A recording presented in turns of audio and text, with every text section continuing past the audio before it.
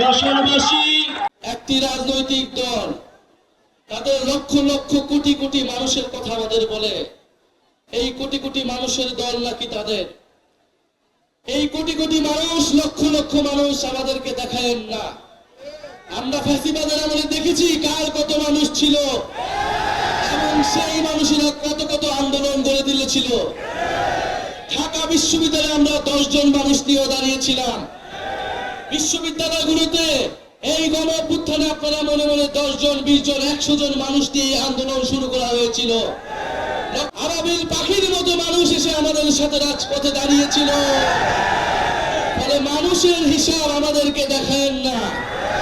যদি নৈতিকতার সাথে থাকেন, যদি ইনসাফের সাথে থাকেন, একজন মানুষ 1 লক্ষ মানুষের থেকেও শক্তিশালী হয়ে থাকে।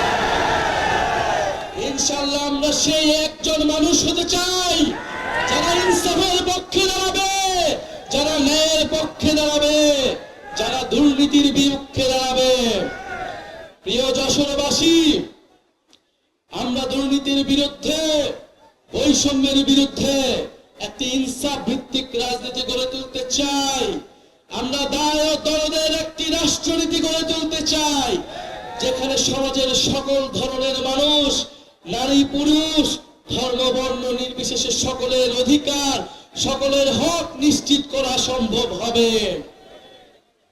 প্রিয় যশোরবাসী, আপনাদের নেতা হাসনাত আব্দুল্লাহ বলেছেন নির্বাচনকে পিছিয়ে দেওয়ার চক্রান্ত করা হচ্ছে। আমরা বলেছি বিচার সংস্কার এবং নির্বাচন আমরা চাই। বিচার সংস্কার ছাড়া নির্বাচন বাংলার জনগণ মেনে নেবে না। যারা বিচার সংস্কার ছাড়া নির্বাচনের পরিকল্পনা করে তারাই নির্বাচনকে পিছিয়ে দেওয়ার ষড়যন্ত্রে লিপ্ত। ফলে নির্বাচন ভোটাধিকারের পক্ষে সত্যিকার অর্থে লড়াই করে যাচ্ছে গণ অভ্যুত্থানের নেতৃত্ব, জাতীয় নাগরিক পার্টির নেতৃত্ব।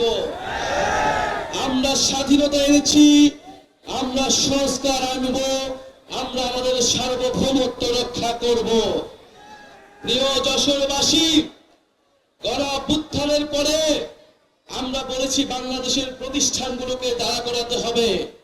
গত 54 বছর ধরে বাংলাদেশের প্রতিষ্ঠানগুলোকে দাঁড় হইতে দেওয়া হয় নাই।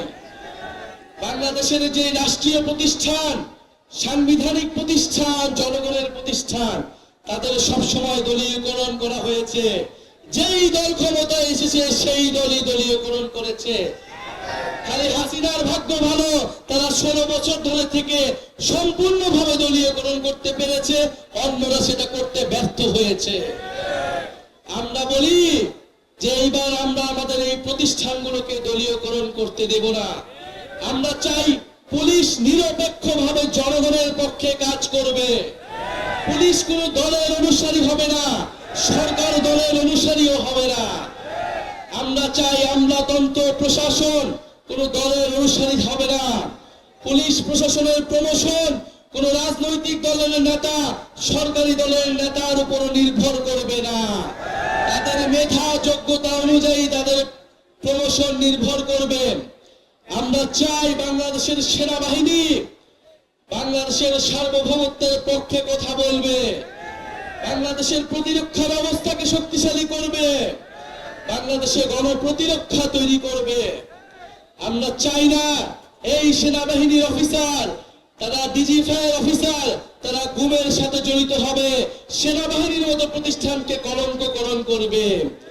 আমরা বন্ধুগণ, নির্বাচন কমিশন গত 16 বছর সবচেয়ে বেশি দলীয়করণ করা হয়েছে। সবচেয়ে বেশি ভেঙে পড়া প্রতিষ্ঠান হচ্ছে এই নির্বাচন কমিশন। যারা তিনটা ভোটকে নস্যাৎ করেছে, জনগণের ভোটাধিকারকে যারা নস্যাৎ করেছে, এই নির্বাচন কমিশনকে অবশ্যই শক্তিশালী হতে হবে।